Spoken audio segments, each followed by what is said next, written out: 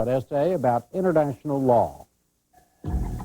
Part of helping the world live and communicate better is keeping it well informed. That's why funding for the McNeil-Lehrer NewsHour is provided by AT&T and by PepsiCo.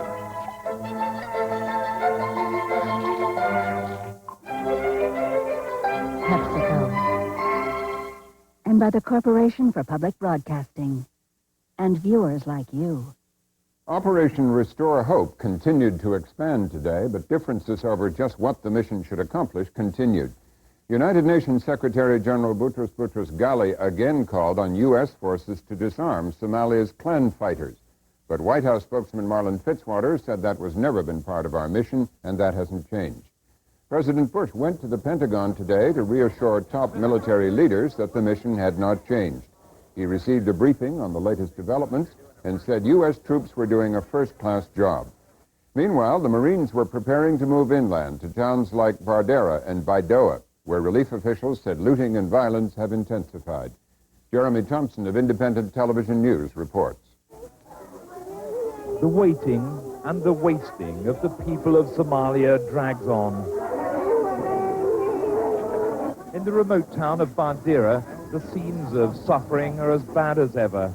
The civilian relief effort has done wonders, though. Without it, the death toll would be many times higher. But until the military operation reaches such outlying places, the food chain is stretched dangerously thin.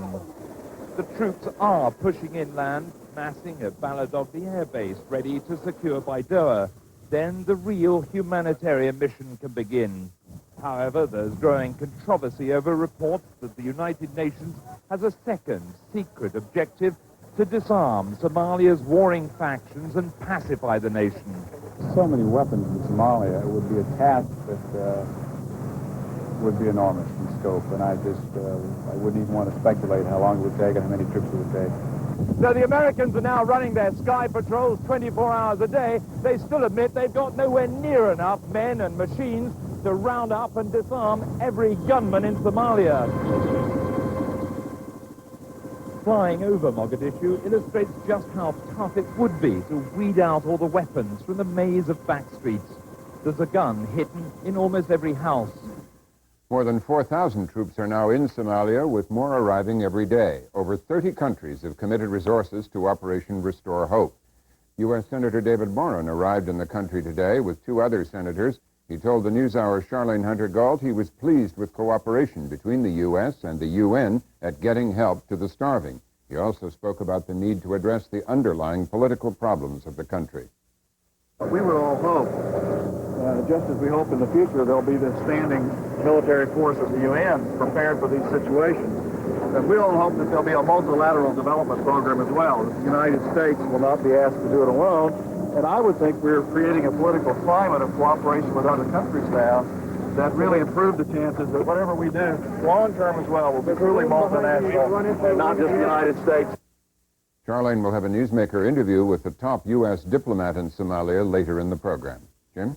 President-elect Clinton opened a two-day economic conference today, saying it is time to go to work. 320 people from around the country came to the Little Rock session. They included scholars, executives from giant corporations, and small business people. We'll have extended excerpts from the day's proceedings right after this news summary. The Electoral College voted today, presumably in a majority, for Mr. Clinton to be President of the United States. The outcome will not become official until formally presented to Congress in January. If all goes as planned, Mr. Clinton will receive 370 of the 538 electoral votes. The Russian Congress approved a member of the old guard as the new prime minister before adjourning till April. Critics said the appointment threw into doubt President Yeltsin's plans for radical reform of the economy. James Mates of Independent Television News reports from Moscow. It was an extraordinary turnaround by Boris Yeltsin. For 2 weeks, he has stood resolutely behind the architect of his reforms, Yegor Gaidar, even threatening to call a referendum last week because Congress wouldn't make him prime minister. Today, he had a chance to keep Gaidar as at least his acting prime minister, but he ducked the challenge. Instead, he handed the most important job in his government to Viktor Chernomyrdin, a little-known conservative who served as a minister under communism.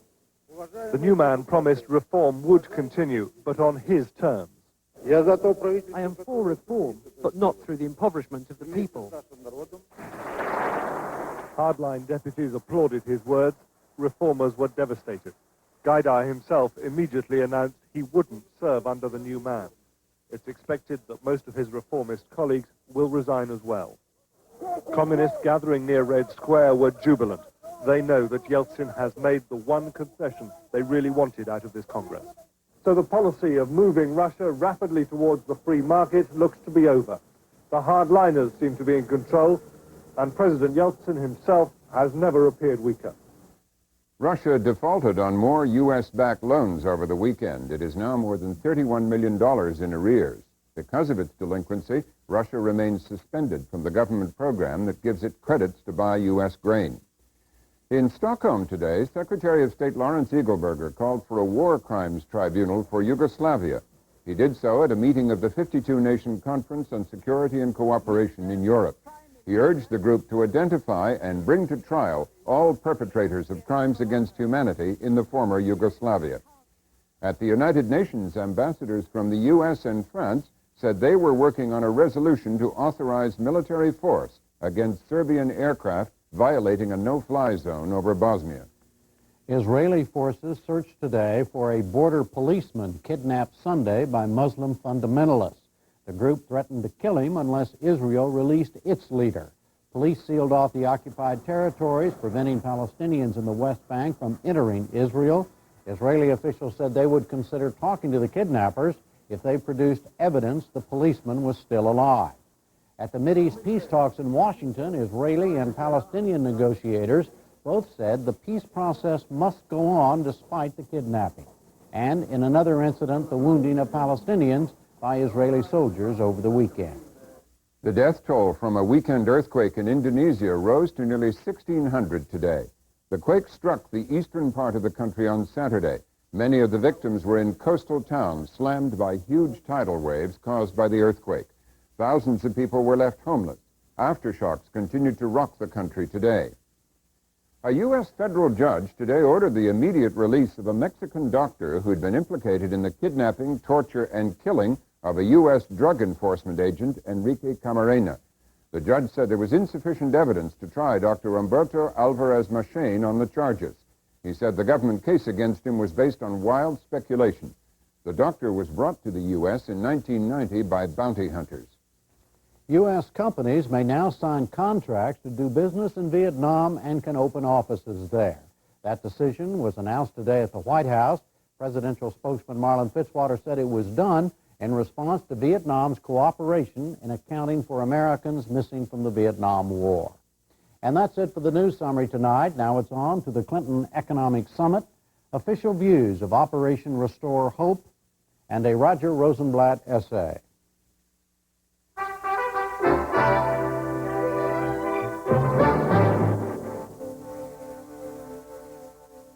Our lead tonight is the first of its kind economic summit hosted by the president-elect. Bill Clinton and his team brought to Little Rock 320 people from big business, small business, labor unions, think tanks, foundations, and universities to talk about the economy. We're going to give you extended excerpts, then talk to our economics correspondent, Paul Salmon. The two-day meeting started with a session on the domestic economy opened by Mr. Clinton. Good morning, and thank you all for being here. I want to welcome you to Little Rock and to this economic conference. Some of you I'm meeting for the first time today. Some of you I've known for years. I want to thank each and every one of you for coming to my hometown and for joining people from all across America who are determined to change our country for the better. I've called this economic conference for three reasons. First, so that all of us can hear and give an assessment of where our economy is today and what has been happening to it over the last 2 decades. Second, so that we could bring together a diverse and talented group of Americans who make this economy work and get your ideas and your input on how we should implement our economic plan. Third, to begin through this very public process to reconnect the American people to their government and to ask for their help too in making economic progress. We are here because we have a common stake in our economic future. You know, if you looked at the participants here, you know you represent small and large businesses. You come from university halls and labor halls from every corner of America, from the 50 states, the District of Columbia, and Puerto Rico. You range from Kathleen Piper, the owner of the Pied Piper Flower Shop in Yankton, South Dakota, to John Scully, the CEO of Apple Computer, to Bill Gray of the United Negro College Fund. I expect that all of us will benefit from each other's suggestions, revisions, criticisms, and new ideas as we consider our options. I want my administration to celebrate ideas from the first day to the last, and I want and need your ideas. I'd like to begin by introducing our first speaker, who will give us some macroeconomic overview of the American economy. His name is Dr. Robert Solow, and he is just opposite me here, going to the podium. Good morning, Dr. Solow. The floor is yours. Good morning. Thank you, Mr. President-elect, Mr. Vice President-elect, ladies and gentlemen. We're living with the results of 4 years of near stagnation, waiting for the end of a recession that doesn't seem to want to go away. Everybody's out there looking for signs of recovery, like dirt farmers in the Dust Bowl looking for signs of rain. The first slide that's up there on the screen now shows how anemic the recovery has been, how less well we have done than the usual bounce back from recession. The gap you see between GDP growth in this recovery, such as it is, and GDP growth in the average recovery is just a number, but it means lost sales, lost profits, and above all, lost jobs. The next slide that I want you to see shows what has been happening to median family income, corrected for inflation.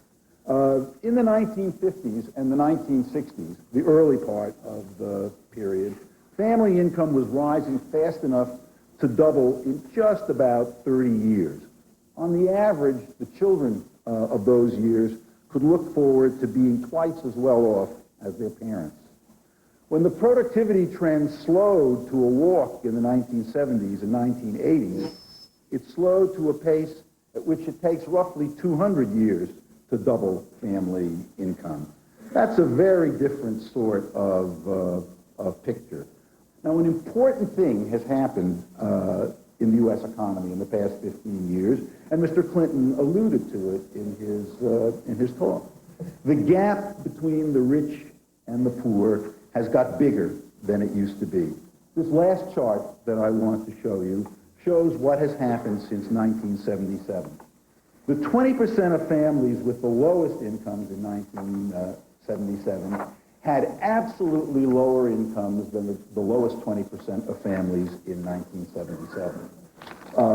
The next few percent just about held their own. Then there are about 40% of families that had moderate gains between 1977 and 1992, but only the upper 20% of families gained big time. That's not a cheerful picture. There's slower progress overall, and fewer people are sharing in it. But there's an opportunity here that falls right in with the Clinton-Gore program. Raising the average level of training and education would improve productivity nationwide and raise the average standard of living. And the only sure way to reverse that sad drift toward inequality that you see in that chart is to focus on the skills and human capital of those who now do so badly in the labor market. Our next presenter is John Scully, the very distinguished chairman and CEO of Apple Computers, formerly president and CEO of Pepsi-Cola. Well, thank you very much, Governor Clinton, for the opportunity to bring us together to talk about some of these important structural changes.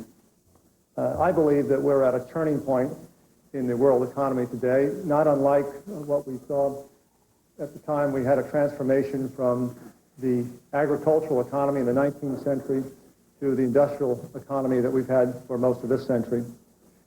In the old economy, America had a real advantage because we were rich with natural resources. We had a large domestic marketplace, and this gave us the basis for economies at scale. In this new economy, the strategic resources are no longer just the ones that come out of the ground, like oil and wheat and coal, but they are ideas and information that come out of our mind. The result is that as a nation, we have gone from being resource rich to resource poor almost overnight. And that's because our public education system has not successfully made the shift from a system that focused on memorizing facts to one that has to move towards achieving the learning of critical thinking skills. We're still trapped in a K-12 public education system which is preparing our young people for jobs that just don't exist anymore. Now, most Americans see our largest corporations going through massive restructuring, layoffs, and downsizing, and people know that something has changed, and they're scared because they don't fully understand it, and they see people that they know personally losing their jobs. They also see their neighbors buying high-quality, lower-priced products from abroad, and they ask, why can't we build these same products or better ones here at home? And the answer is that we can, but only if we have a public education system that will turn out a world-class product. We need an education system that will educate all of our students, not just the top 15 or 20%. A highly skilled workforce must begin with a world-class education system because eventually the new economy will touch every industry in our nation. There is no place to hide. I believe that the reorganization of work into decentralized, higher skilled jobs is the systemic key to a vital American economy in the future. And we're talking about standard of living that we and our children and our children's children are going to be looking forward to in the 21st century. So it's America's choice. Do we want high skills or do we want low wages? I want to ask just one question. If the future world of work will be characterized more by decentralized workplaces and customized products and rapid change, does it necessarily follow then that government will have to give more attention to whether or not there is a ready available of capital and other supports for new business and small business than has been the case in the past in this country? Absolutely. We get 80% of our job growth from small business, and I believe that one of the greatest inhibitors of small business is they just can't get access to capital.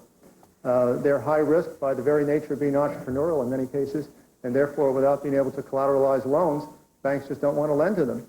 We've got to open up the banking system so small business can get capital. Investment is key to the growth of this economy. Thank you very much. The next speaker is Marian Wright Edelman, the founder and president of the Children's Defense Fund. Marian.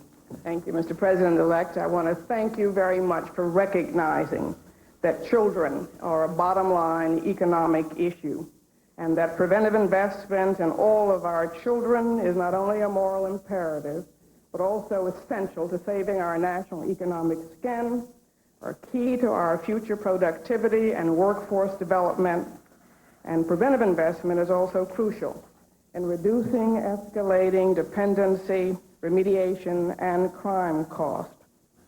I think it's a great human and moral tragedy that thousands of children and adults are starving to death in war-torn, poor Somalia with an estimated GNP of 1.6 billion.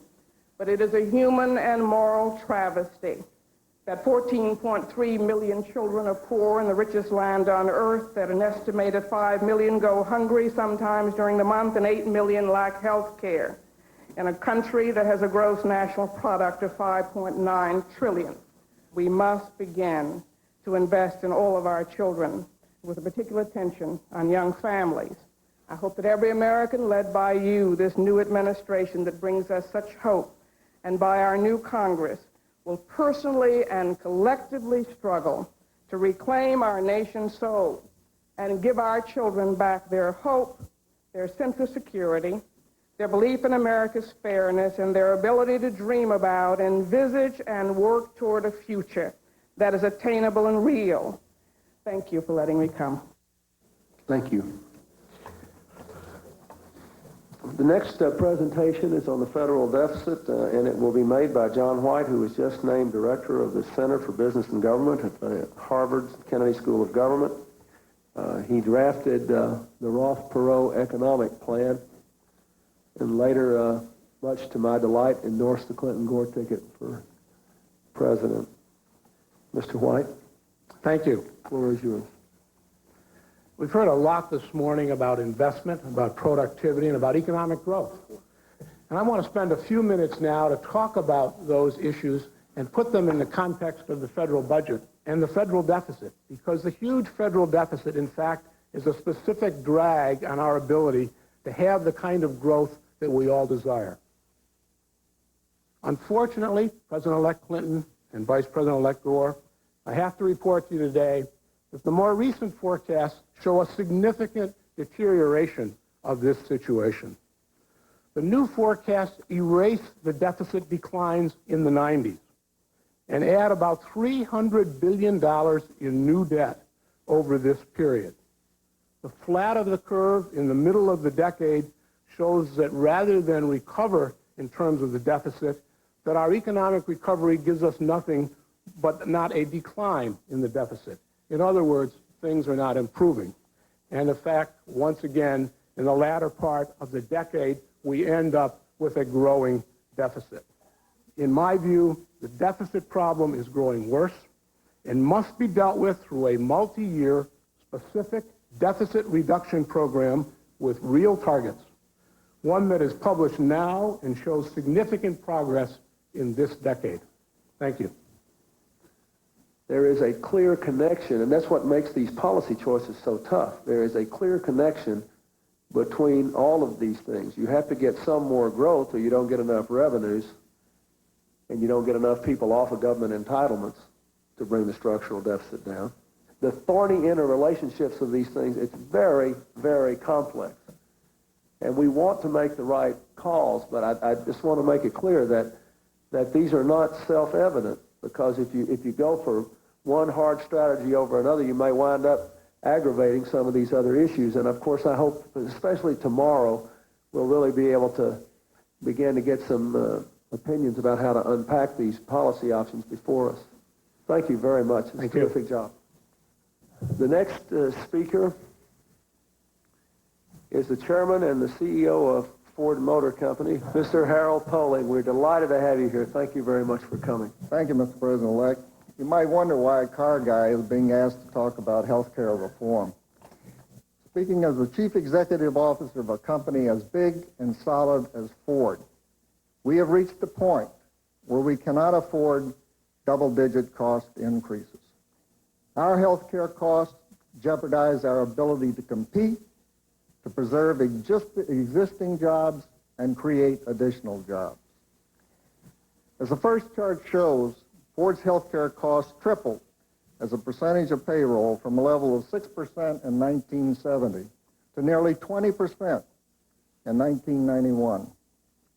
Ford spends as much on health care as it does on steel. Health care providers are our largest supplier. Health care costs also are an important factor in international competitiveness, because U.S. health care costs are out of line with the rest of the world. On a per capita basis, U.S. health care expenditures far exceed those of other major trading partners. For example, as you can see on the chart, U.S. costs are double those in West Germany and Japan. Ford has operations around the world, and as you can see at the bottom of the chart, our health care costs in these countries are about a third of our costs in the United States. As the next chart indicates, studies comparing health care costs on a per-vehicle basis estimate that U.S. costs are about $500 more than Japan's. One of the reasons real wages have gone down is that more money is going to health care. One of the reasons productivity goes down is if you spend more money on this, you can't spend it on research and development and plant and equipment.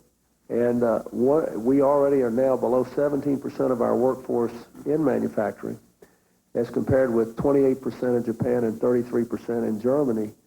And it's going to become more and more difficult for us to even to keep that 16.8% or whatever it is if we can't be more competitive in health care costs. And that these are the decisions that he has to make every day when he decides where we're going to produce the Ford automobiles. So I just want to, this is a major issue. If you want America to maintain a manufacturing base, we have to do it. After listening to the morning's speeches on the domestic economy, other summit participants had the chance to respond. My name is Karen Nussbaum. I work with 9 to 5, a national organization of working women, and with the Service Employees Union. The economic strategy of the last 20 years depended on the huge influx of the cheap labor of working women. And in fact, if we hadn't flooded into the labor force, family income would have been even lower. Now, some of the recurring themes of this morning have been infrastructure and productivity, and I would say that in a world where women work, if we're investing in infrastructure, that means we also have to invest in dependent care that's affordable for all women who work. And we also have to have paid family leave so that women can be productive in the workforce while their families are being taken care of. And if we're talking about productivity, then we also have to talk about making investments in training and doing the kinds of reorganization of jobs that John Scully talked about, where women work in the offices and in the service industries, not just in the manufacturing plants. I'm sort of sitting here a little bit frustrated because I think we're, in some senses, nibbling around the edges of the problem. And just as infrastructure is an ugly word, I think there are other ugly words that we haven't addressed. And those are entitlements. And I want to commend Ann for talking about defense. Because if you look at John White's material, and I thought he did a very nice job, but that's where the money is. And taxes will contribute something, but we have to face up to the problem of entitlements. So we're in trouble unless we face up to entitlements and to the defense budget. It's not politically attractive. We have to demonstrate some courage in doing that. But all these other things can't be done. All these other things are a piece of this.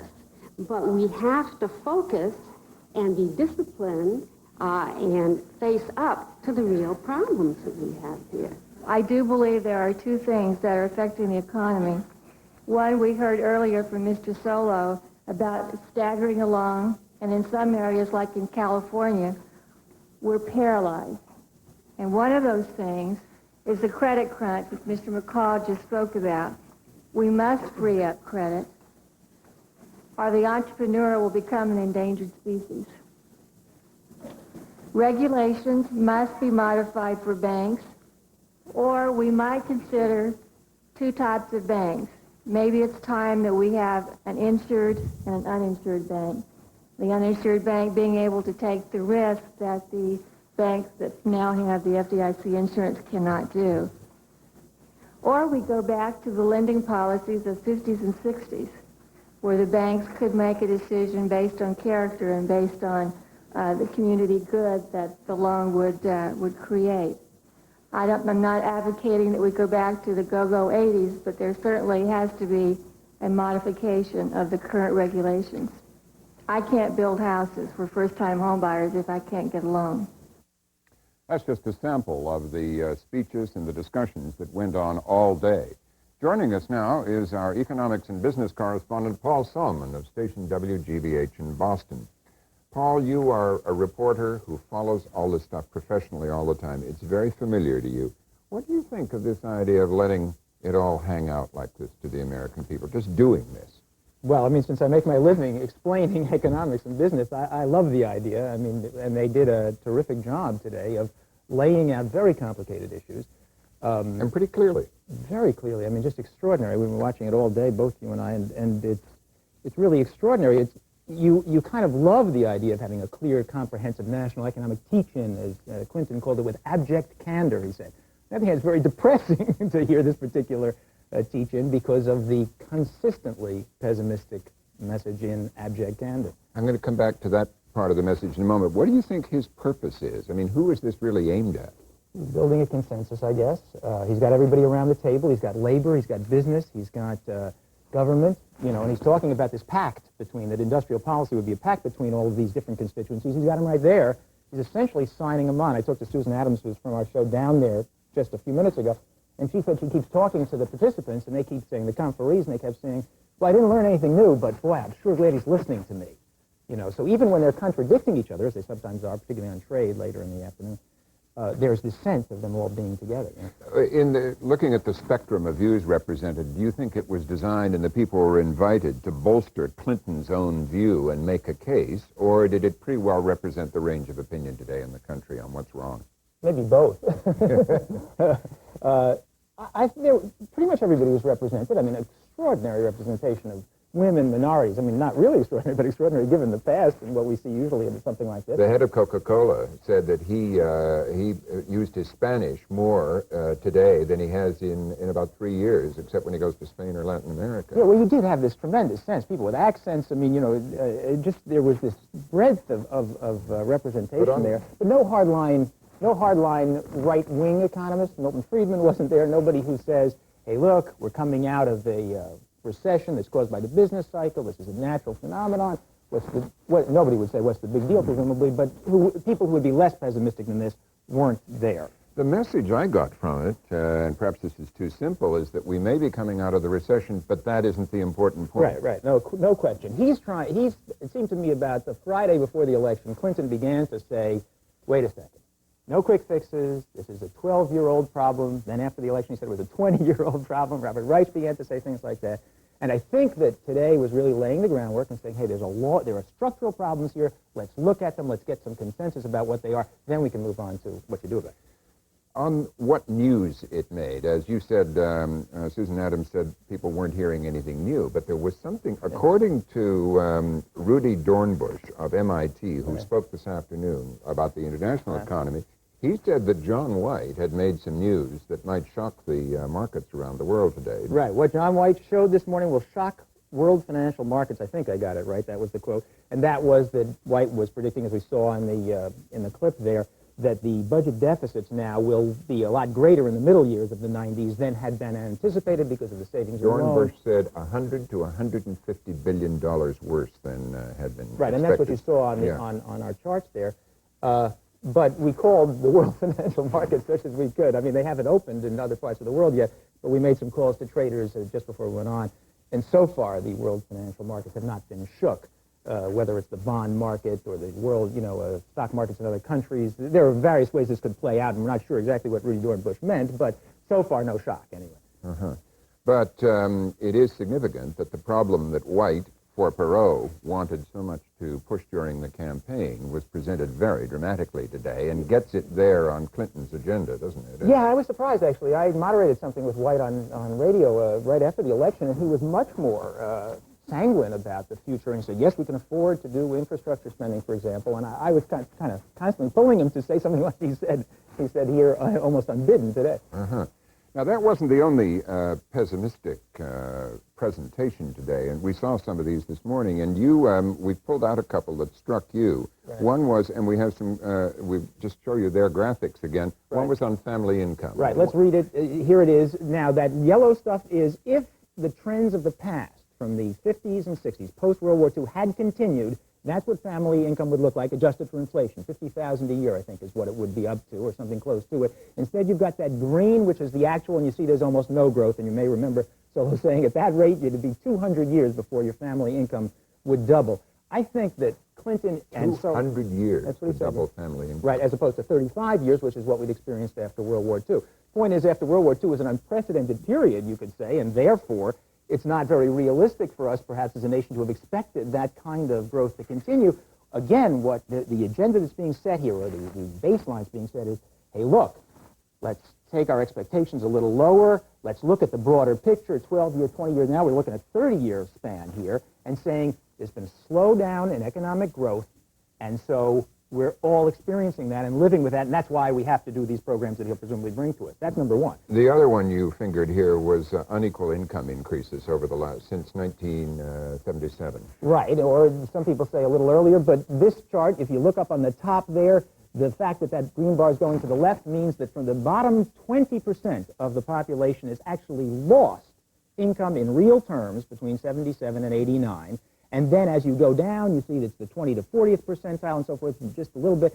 Look at that bar at the bottom. That's the top 1%. And that's who got the economic growth such as it was, this lower economic growth that we've experienced. Right. Those are the people who got it, and that's inequality of income, and that's the other part of the macroeconomic context. And the, sorry to hustle you along here, but the other one you really zeroed in on was the disparity, wage disparity by education. Right, and again, this pink line, you see there's on the left, it's the ratio of college graduates' income to high school graduates. And you see it starts out at about 1.55 or so back in 67, goes down, so that's a narrowing of the wage gap, right? Until about 1977, college graduates aren't earning that much more than high school graduates. And then look at it, just zoom right up, almost double now, and by 89, and that again that's sort of the explanation, or part of the explanation for the disparity in income. The people, that 1%, are the people who are more likely to, are going to be college graduates, and only a very small portion of them, of course.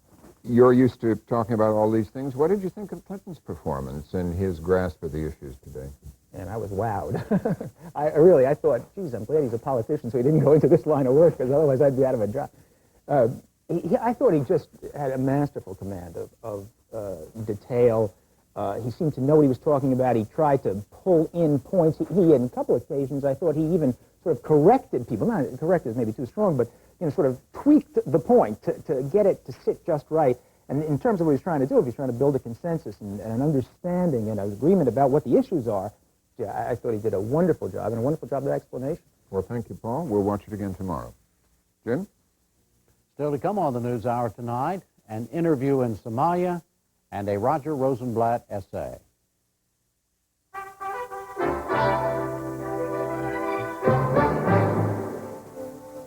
The Somalia story is next tonight. The U.S.-led forces are preparing to move out of the capital of Mogadishu to the town of Baidoa, where relief workers have been under siege. Meanwhile, the U.S. government and the UN Secretary General, Boutros Ghali, continue to trade different interpretations about the mission. The UN official said the troops should place a high priority on disarming Somalis. U.S. officials have said the mission is more limited. That view was repeated today by Marine General Joseph Hoare, commander of the U.S. Central Command, which has overall responsibility for the Somali operation. He spoke to reporters at his headquarters in Tampa, Florida. The mission that we have received is to conduct joint and combined operations to open the ports, the airfields, the lines of communications, assist the non-governmental agencies, help them to work in their feeding centers, and assist in the countryside. Within those tasks, you can see them unfolding already in Somalia.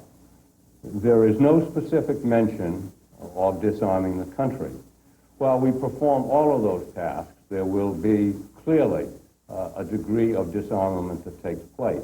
But bearing in mind that this is a political issue, one that needs to be settled first and foremost by the Somalis with the help of the UN, and Ambassador Katani is present in Mogadishu as the Secretary General's representative. Bob Oakley is there to help with the political side, and we are there to underpin that process. Bear in mind that there are probably thousands of people in Somalia that are hired by the non-governmental organizations to guard them. The recent activity that took place in Balidogle is instructive. We learned that when the elders knew we were coming and knew we bore them no harm, they offered to turn in their weapons. That was reported, and I believe everyone had that. The condition was, however, that we would protect them. So when the Marines arrived, the decision was, since the militia in Balidogle was clearly under the effective control of the elders in that area, and we didn't have the resources at that time, and may indeed never have them, not to disarm them. And so there's some very difficult questions about who should remain armed. I think we're all in agreement that the technicals, the heavy weapons, need to be brought under control. It's my understanding that the major factional leaders are indeed doing that right now, despite the fact that the 48-hour deadline has passed. But there is noticeable reluctance, as you might guess, after some time in which there was great distrust among these various factional leaders. My guess is that there is progress in this regard. I think everyone that has been in Mogadishu in the last few days has seen progress. I think it will continue. We'll see it shortly in various places in the countryside. And I think as an adjunct to the task that the force has right now, you will see a significant reduction in the violence and therefore the arms.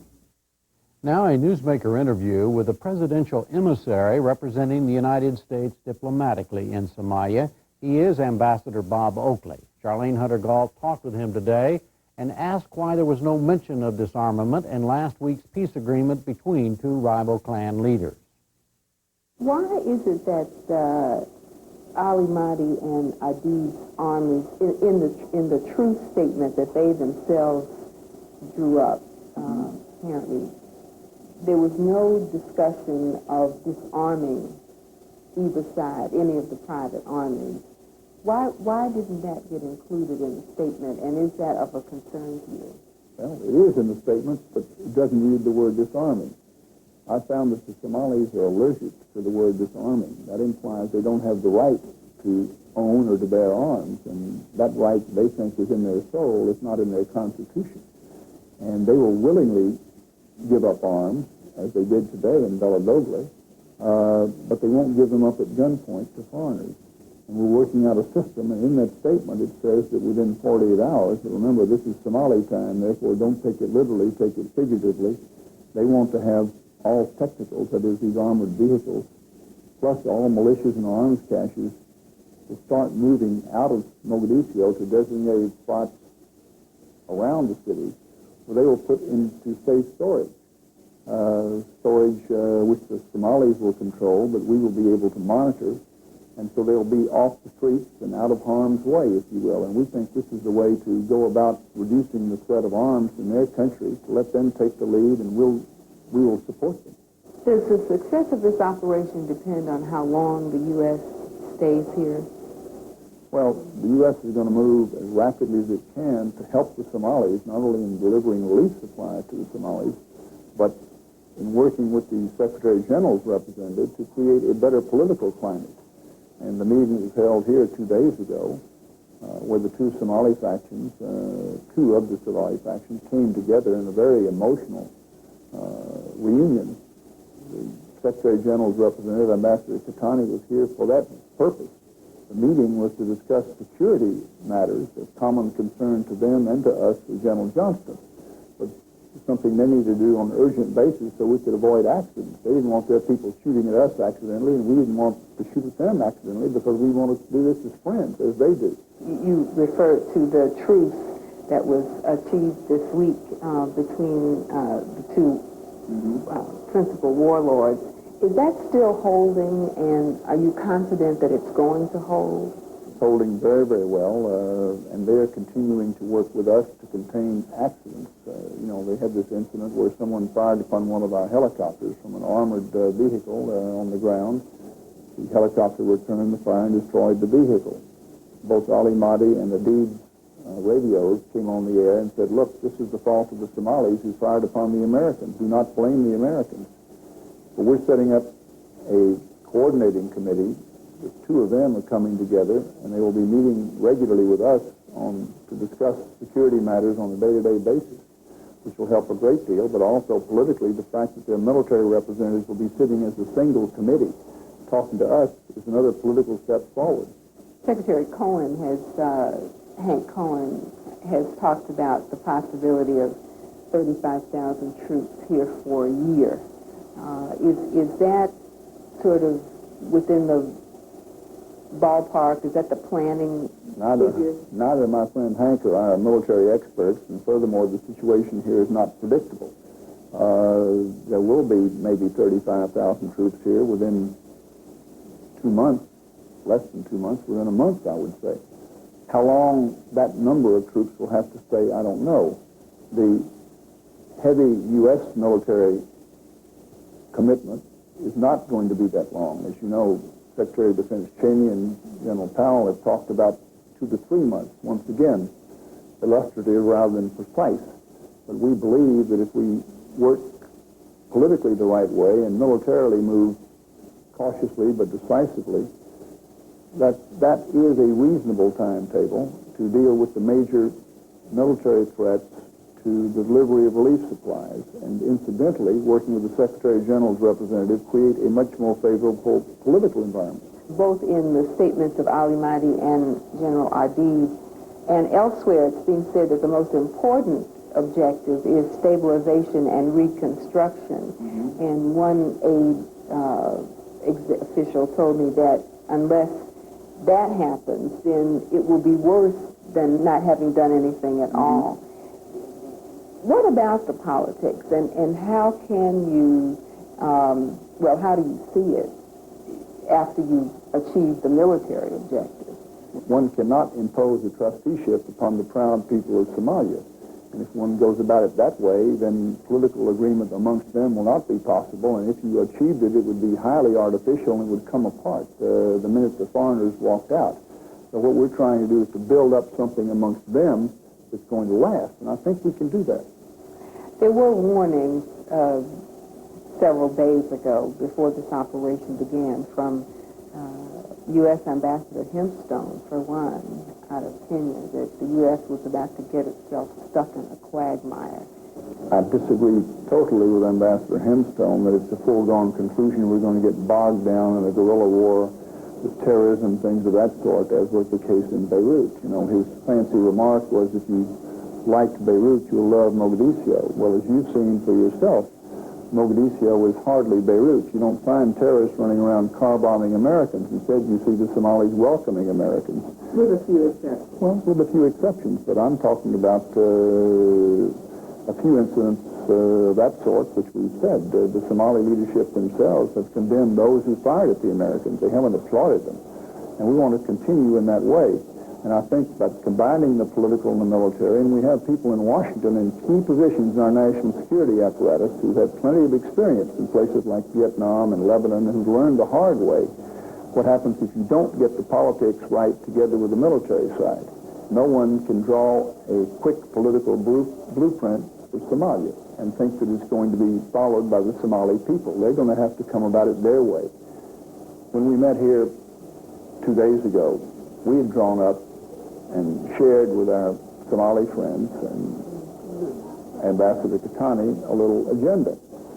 And about at the end of lunch, they said suddenly, well, you know, we would like to break off this lunch and meet separately because we want to get down to business. And I thought that meant that they wanted to meet Adid's people on one side, Ali Mahdi's people on the other side, and I said, well, we have 2 rooms here. And they said, no, you don't understand. We, the Somalis, want to meet separately from you, the foreigners, because we're going to reach agreement on the things that we think we should reach agreement on. We're also going to draw up a statement for the press, and when we've finished, we'll let you know. So are you saying at this point that you're optimistic that this situation, that we will see decided improvement in this situation in the very near future, both on the political and the military? No, I didn't say that. What I said was that so far, politically and militarily and the humanitarian side, it's all moving forward positively. We haven't had any major setbacks. We've had progress on all 3. Humanitarian deliveries are now going forward into areas they weren't going into before. The military buildup is continuing. The military are being welcomed as friends, which is very important for us militarily. Reduces casualties and means that we can move farther and move more rapidly as time goes on. And politically, they're beginning to come together. There have been some critics who said they felt the operation was moving too slowly, that especially some of the aid people, I think, whose expectations were raised. They're under siege by bandits in areas like Baidoa. Were they justified in this criticism, and will they be relieved soon? We worked very, very hard to explain to everyone that there has to be a build-up. It has to come gradually and carefully, otherwise we could make a mistake that would undermine the entire operation, because this operation is to help the people of Somalia, not to turn them into enemies. Therefore, we must have a political preparation as well as getting all the logistics in here, which will enable us to move militarily. And so far, that's gone very, very well. The relief convoys are moving now to northern South Mogadiscio into areas where people had not been able to get before. There was a convoy yesterday. U.S. Marines delivered French donated rice to a relief center run by Italians. Today there was another convoy that went through at the same time that they're moving into the airfields and getting ready to move further into the countryside. Now, the relief workers, understandably, are frustrated and unhappy because they've been doing such courageous work here for many, many months in the face of incredible danger. And they had hoped, even though we kept saying it's not going to happen overnight, that the minute the Marines arrived, miraculously they would be in the positions where the relief workers are, and they would have no more hassle from the bad guys. But it doesn't work that quickly. Well, Ambassador, thank you for joining us. You're welcome. Ambassador Oakley will travel tomorrow to Baidoa, where he will meet local leaders and relief workers to pave the way for a Marine force.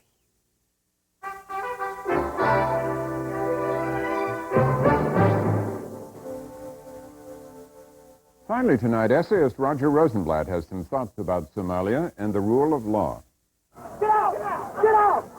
One of the great questions of international law, perhaps the only question of international law, is when to use it. The question may seem abstract or beside the point when one looks at Somalia and feels the urgent need to send in U.S. troops to get food to the people and fend off the thugs.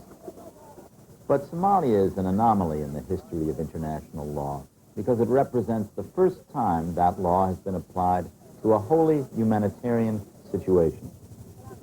No international law was ever exercised in Cambodia when Pol Pot was erecting his slaughterhouse. None was applied to the murderous Liberian Civil War in the summer of 1990. The Nuremberg trials may have established the right to act against war criminals, but Nuremberg was never used as a precedent to create an international criminal court. So we come to Somalia.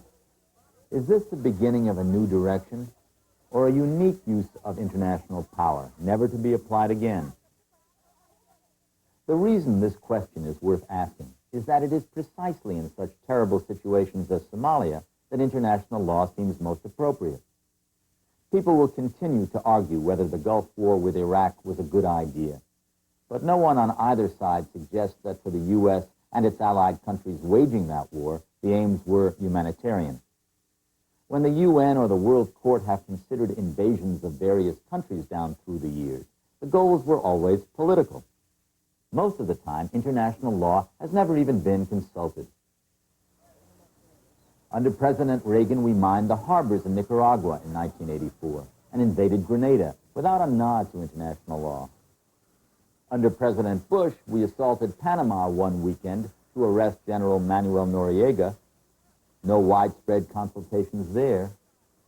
But even when the world has seemed as one in deciding to enter a sovereign country's borders, the motives have always been political or economic. Now, thanks largely to the persistence of the media, the urge to invade comes from the heart. Frankly, I think that impulse is a lot more satisfying and historically impeccable than using politics as one's excuse to send in troops. Yet this has never been done until Somalia. And if international law is being reshaped before our eyes, we ought to recognize the fact. International law is the body of binding rules of conduct among nations, usually expressed in treaties and common understandings of behavior.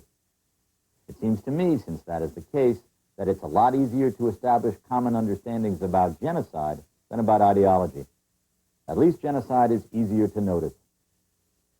Yet it also seems to me that if international law gained the moral force it does not now have, killers who control countries might have second thoughts about knocking off their own. None of these interior mass murders is ever predictable, but death is predictable. If international law could intercede between killers and their people, we would at least have more people to apply the law to. Instead of helplessly witnessing what was left of Nazi Europe, what was left of Cambodia, and what is left of Somalia. I'm Roger Rosenblatt.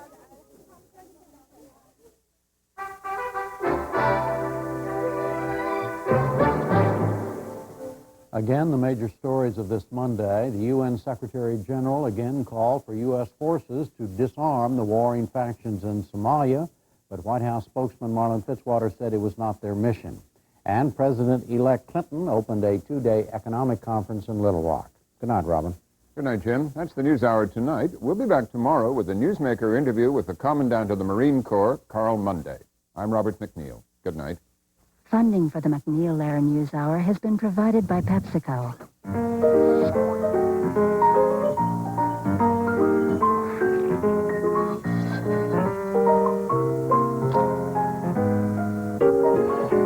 PepsiCo. Part of helping the world live and communicate better is keeping it well informed. That's why funding for the NewsHour is also provided by AT&T and by the Corporation for Public Broadcasting and viewers like you. I'm Nancy Marshall with OPB Radio. Tomorrow morning from 5 to 9 on OPB Radio, listen for Morning Edition. Tomorrow, a report from Little Rock, Arkansas, and President-elect Bill Clinton's Economic Summit. That's tomorrow morning on OPB Radio.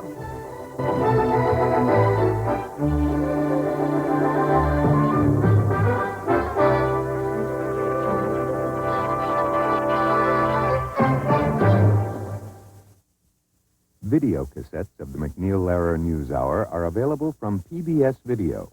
Call 1-800-328-PBS-1.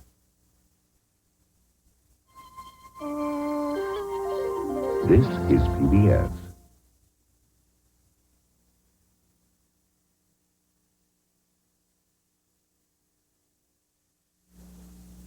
Funding for the McNeil-Lehrer NewsHour has been provided by ODS Health Plan, the group medical plan that meets the needs of more than 600,000 Oregonians by providing a broad range of medical and dental coverage and responsive service.